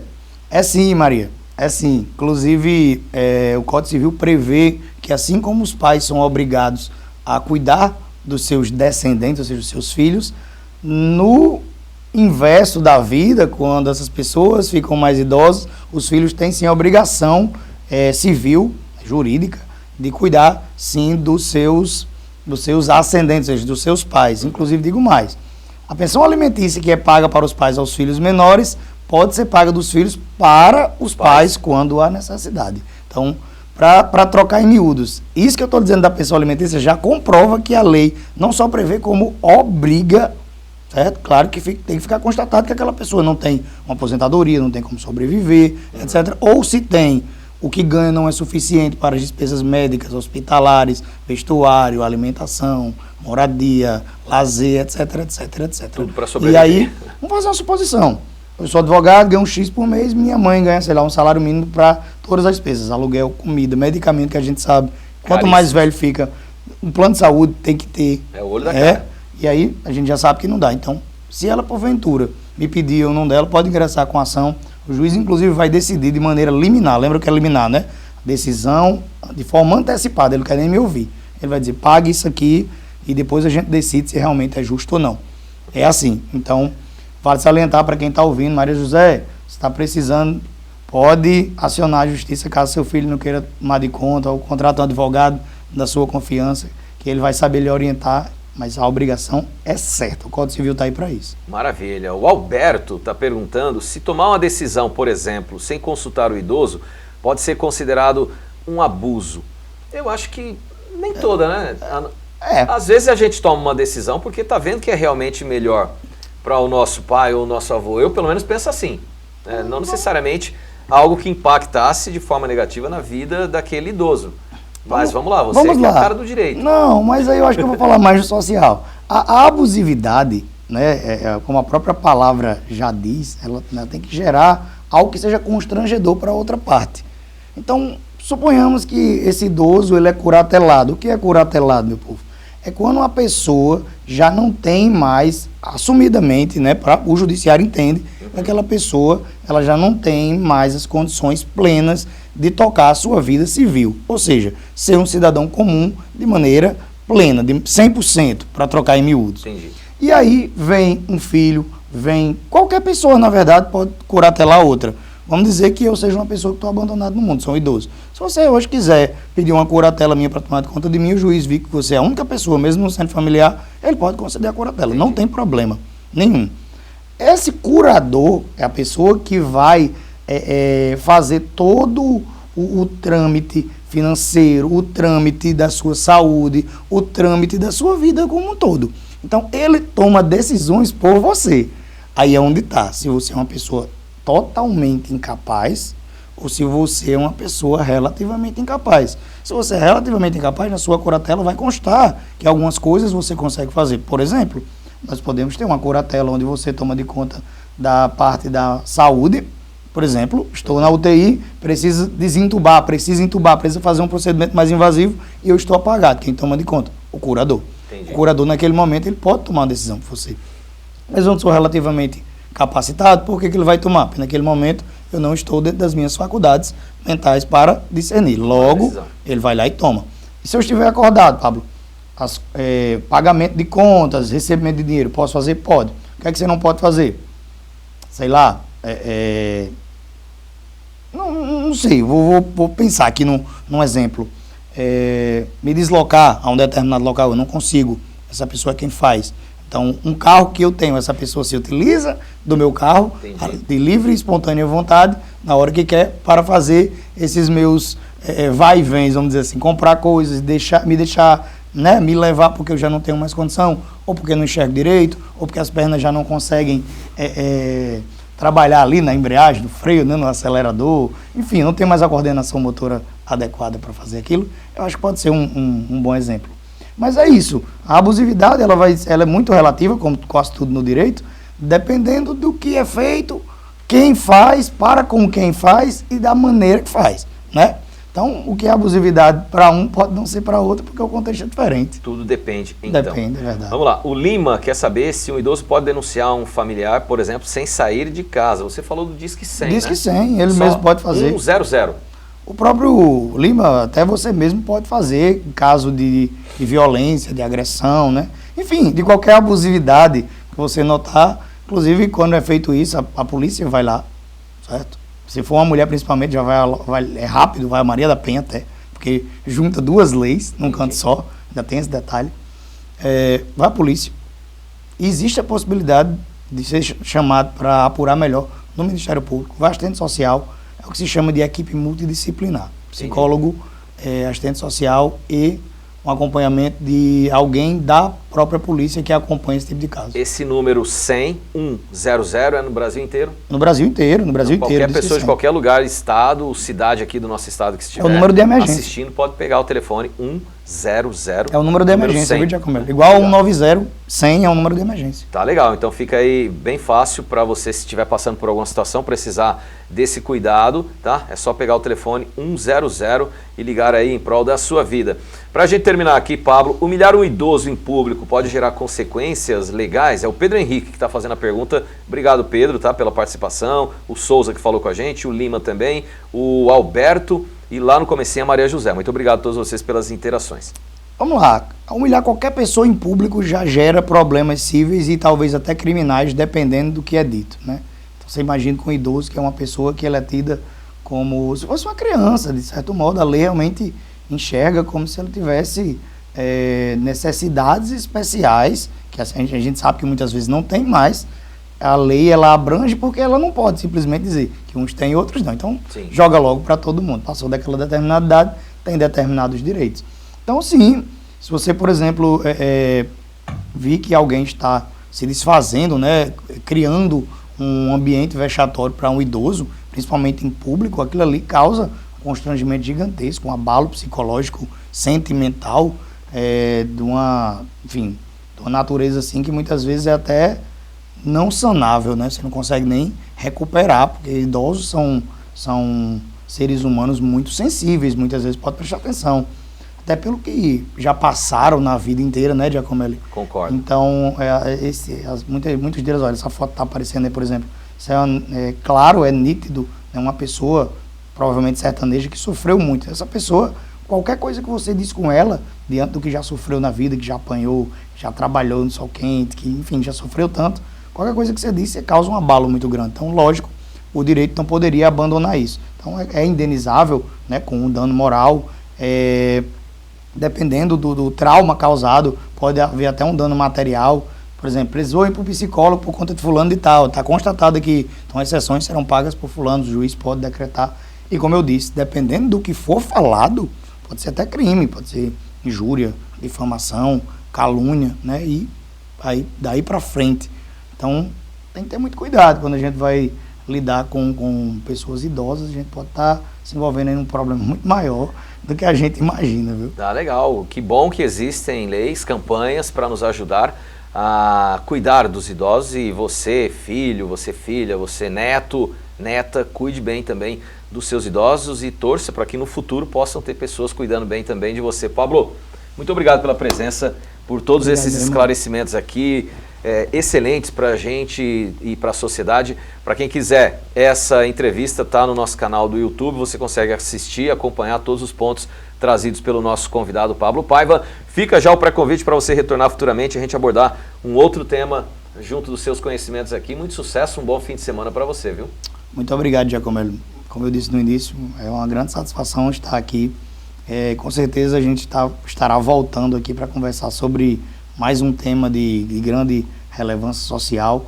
Hoje a gente teve realmente uma conversa bem mais informal, a gente falou pouco de direito, o direito estava aí embutido no meio da conversa, tanto que eu disse, vai fazer as perguntas? Eu disse, eu já estou fazendo. Então foi uma conversa realmente bem interativa, como sempre. Enfim, só agradecer, desejar um bom fim de semana a você, a todos de casa, como eu sempre deixo, eu gosto sempre de interagir com o povo de casa, você sabe. É verdade. Gosto de falar direcionado para quem realmente está ouvindo. E é isso, um ótimo fim de semana, eu espero estar voltando em breve para a gente estar tendo essas conversas tão engrandecedoras socialmente, pessoalmente e relacionalmente. Maravilha. Muito obrigado. O Instagram do nosso convidado está aqui na tela, pablopaiva.adv, abreviação ali de advogado. E uma pergunta agora totalmente fora de tudo isso aqui. Brasil e Haiti hoje. Eu perguntei para a primeira convidada, ela ficou sem saber qual a opinião dela, mas e a sua? O Brasil leva ou dança? Ana Paula, uma das coisas que ela mais odeia na vida dela é futebol. A verdade é essa, ela não entende nada. Mas Aí eu vou cravar aqui, é 3-0. Quem quiser apostar pode botar aí, vai lá na Bet lá que você gosta, pode estar 3-0. Crave lá, bota seu dinheirinho que vai dar certo. Tá legal. Enquanto tá o Instagram que tá aparecendo aqui embaixo, por favor me siga que eu tô numa campanha de bater os 10 mil até o fim do ano. Tá longe? Tá. Mas com a ajuda de vocês eu chego lá.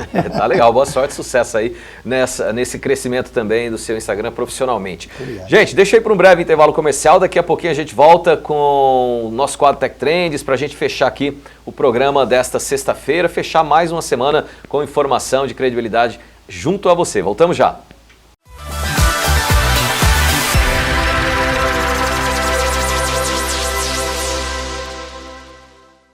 Tá chegando o São João e com ele a maior cobertura de TV da região. A Telecab está preparando uma programação especial para levar até você toda a emoção do São João de Açu, do Mossoró Cidade Junina e dos grandes festejos juninos de toda a região.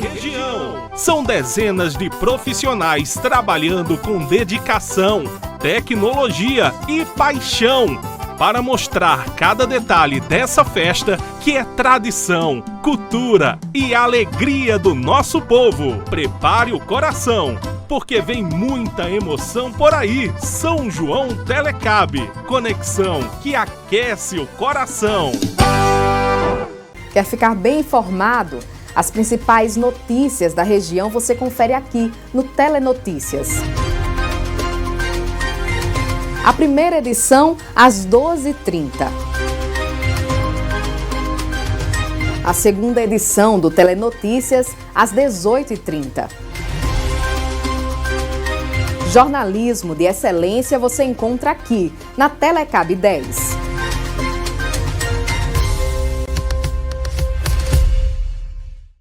Oi, gente! De segunda a sexta temos um encontro marcado a partir das 15h30.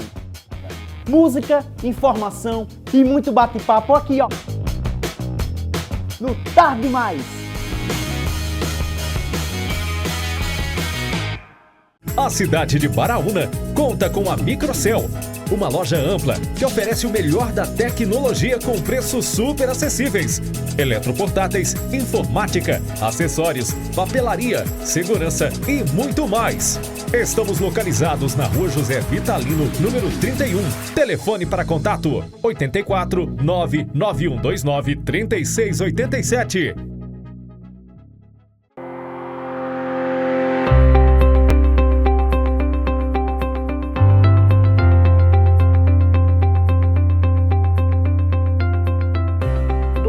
Exames por ano, 20 mil tratamentos de quimioterapia e mais de 100 mil atendimentos. É isso que você faz quando ajuda a Liga de Mossoró, instituição que há 23 anos cuida de pessoas com câncer. Juntos, podemos fazer ainda mais. Seja um amigo da Liga e conheça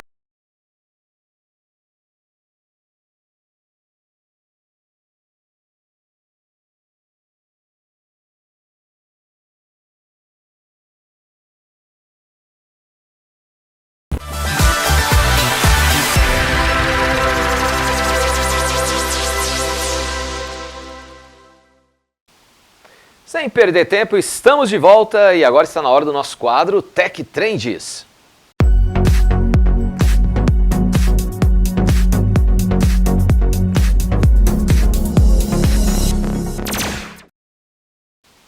E esse aqui é aquele quadro que a gente fala de tecnologia, das notícias que estão nos portais aí pela internet, falamos de redes sociais e várias outras curiosidades. A primeirona pode pintar na tela aí, meu querido Emerson. Vamos ver o que a turma de casa vai, junto com a gente, ficar por dentro dessa atualização. Spotify ganha recurso. Spotify, o que é isso? Spotify ganha um recurso para você, vamos dizer, julgar. Por isso que está ali em aspas, tá?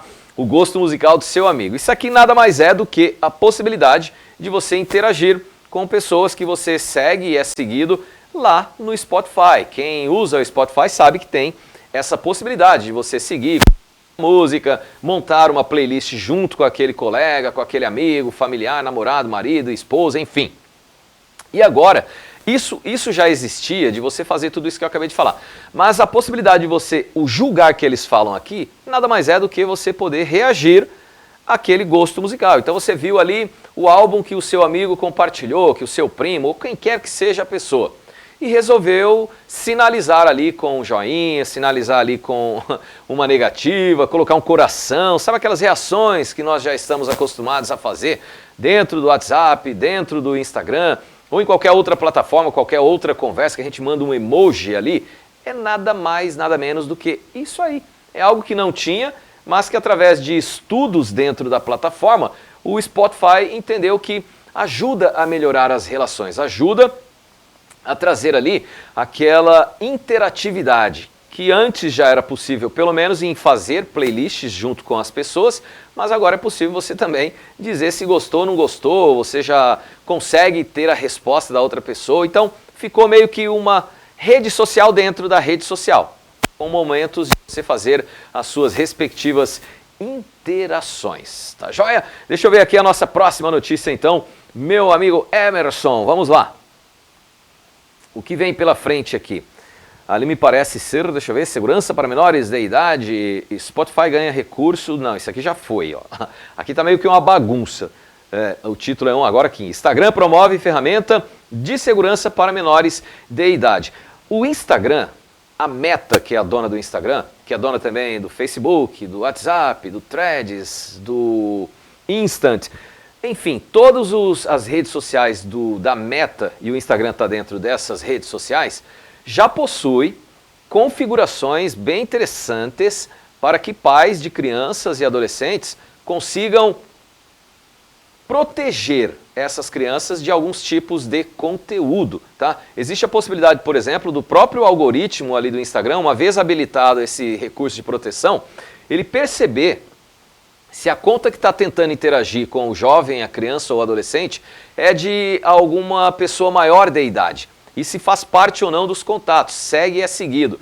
Caso não, essas configurações já conseguem trazer o bloqueio, a mensagem dessa pessoa maior de idade não chega para aquele jovem, para aquela criança e adolescente. E muitos outros recursos de seguranças são disponibilizados pela plataforma para que os pais possam também ajudar nesse controle dessa segurança. Um desses controles dessa segurança é o pai ativar a possibilidade dele saber com quem a sua criança ou o seu adolescente está conversando.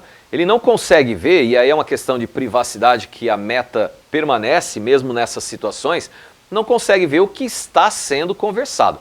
Mas ele consegue, através de um recurso habilitado na conta desse menor, ele consegue ser informado com quem essa criança ou adolescente está conversando. E aí é muito interessante, porque se for alguém que não faça parte daqueles contatos, alguém de confiança dos familiares, e aqui a gente lembra, assim como falamos no bloco anterior com o advogado, a maioria das situações de agressão, de problemas sexuais, de pedofilia, acontece dentro da própria família. Então não é porque é alguém família ou alguém do ciclo de amizades que mereça 100% de confiança. Pelo menos é isso que as estatísticas mostram pra gente. Mas aí, ó, vocês conseguem, pais, mães, tios, tá, passar por esse passo a passo que a gente tá vendo aqui atrás, ó.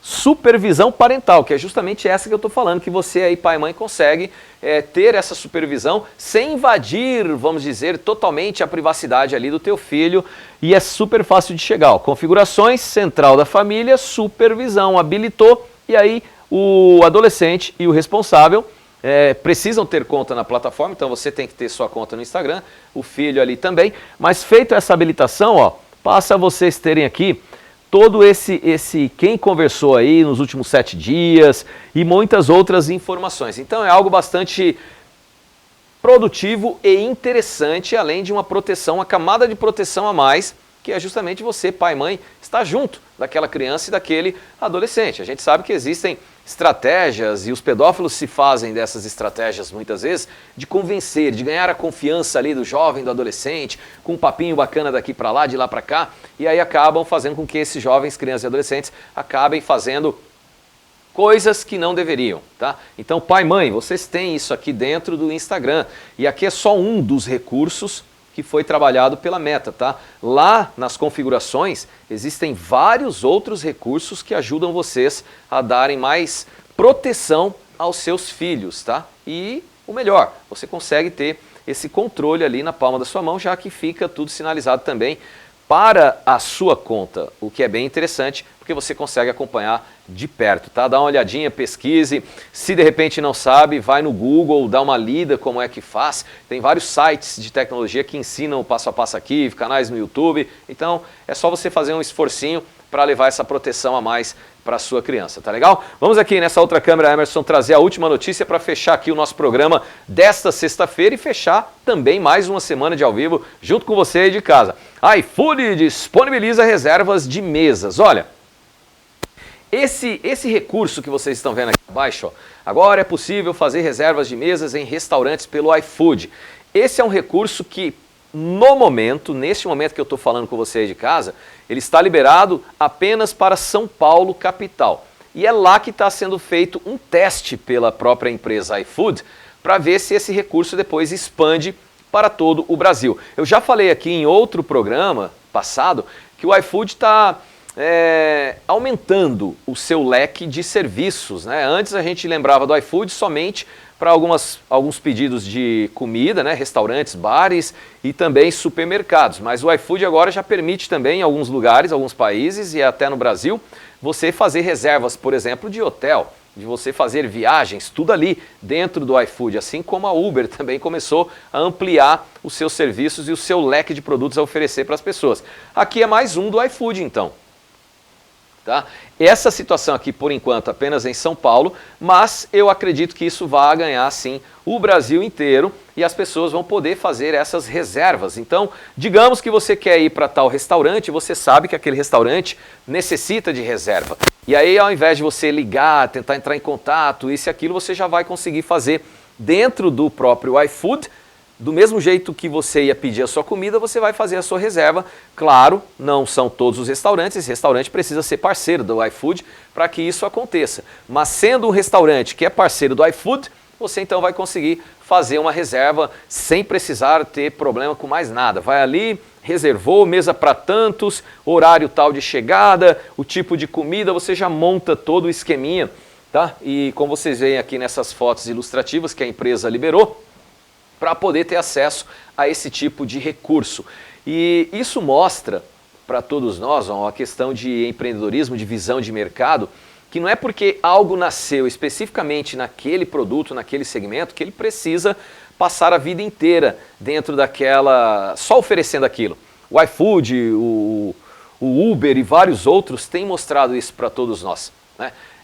O comportamento das pessoas tem mudado, as pessoas têm procurado outras formas de vivências e experiências e facilidades. Então, precisa estar ligado e essa mensagem pode chegar no teu negócio também. Você precisa, muitas vezes, se mexer. Por mais que esteja tudo legal por aí dando certo, é importante que você se mexa, inove, faça mais, ofereça mais, né? Agora precisa ter, claro, a estrutura para que seja tudo bacaninha. Então, futuramente, gente, ó, essa novidade pode chegar, por exemplo, em Mossoró, junto a bares e restaurantes por aqui, e ali mesmo na telinha do teu celular, você já faz toda essa reserva, já deixa o número de pessoas que vão sentar na mesa, já deixa ali o horário de chegada, o horário de saída, se for o caso você não queira permanecer muito tempo, tudo isso você pode preencher aqui no próprio iFood. Legal, né? Eu gostei, eu gosto dessas novidades, dessas inovações e facilidades para todos nós.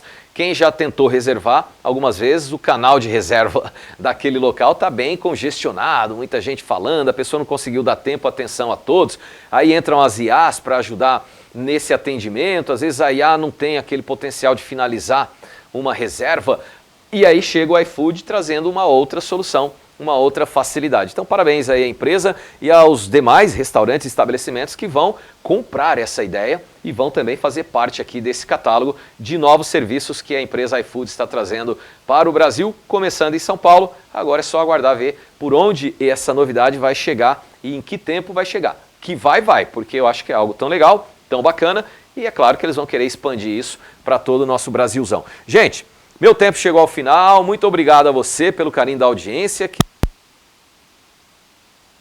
Super bacana, aquela máxima que eu costumo falar aqui em todo fim de programa, em todo fim de semana. Se for trabalhar, tenha sucesso no trabalho, que saúde. Se for descansar, recarregue então suas energias, seja o suficiente para você iniciar a semana que vem. Coragem de correr atrás dos seus sonhos e objetivos. Principalmente que Deus abençoe a todos nós. Quem não tiver doente, que não adoeça, que seja protegido, que o Brasil ganhe hoje do Haiti. Empolgado mesmo com a seleção, mesmo sabendo que aquele futebol ali não empolga. Pelo menos torcer realmente exageradamente. Então, para mim, é 5-0 para o Brasil contra a Escócia no nosso último jogo de chave. Pelo menos são os...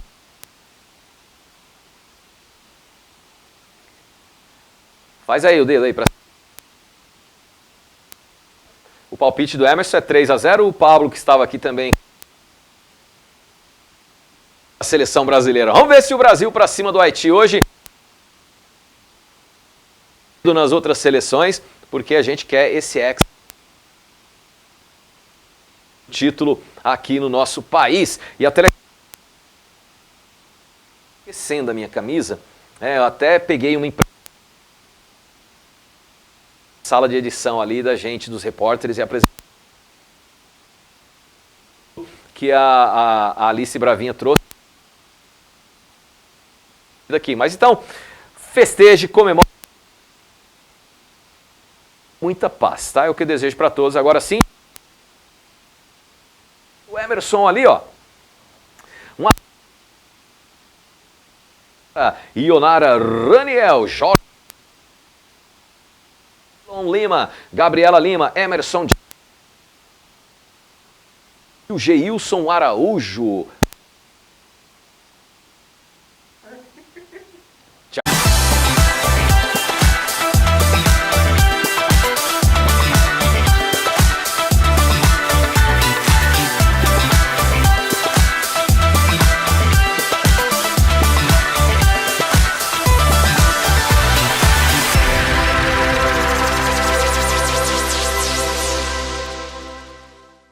Há 31 anos, a Telecab nasceu de um sonho: conectar pessoas e aproximar histórias. Com coragem, trabalho e determinação, esse sonho deu origem a um projeto que, ao longo do tempo, se transformou em uma das maiores empresas do seu segmento. A Telecab atende mais de 110 mil clientes e está presente em mais de 100 cidades nos estados do Rio Grande do Norte, Ceará e Paraíba. São milhares de histórias conectadas todos os dias por mais de 500 colaboradores. Seguimos juntos em constante evolução, investindo em tecnologia, inovação e excelência para conectar você, nosso cliente, ao que há de melhor. Porque conectar vai muito além da tecnologia. É estar presente nos momentos mais simples e nos mais importantes. É reunir a família em frente à TV, é acompanhar as notícias da nossa terra, é se manter informado, é se sentir perto, mesmo quando a distância existe. São 31 anos de história, 31 anos de desafios superados, de evolução constante e de compromisso com você. Telecab, 31 anos conectando você ao que realmente importa. Há 25 anos, a Liga de Mossoró tem se dedicado a transformar vidas, oferecendo não apenas tratamento contra o câncer, mas também apoio emocional e social. Fui acompanhante de um paciente e tudo teria sido mais difícil sem o apoio da Liga de Mossoró. O apoio da Liga de Mossoró é fundamental para o sucesso do meu tratamento. Liga de Mossoró, 25 anos, uma história feita de amor, cura e esperança.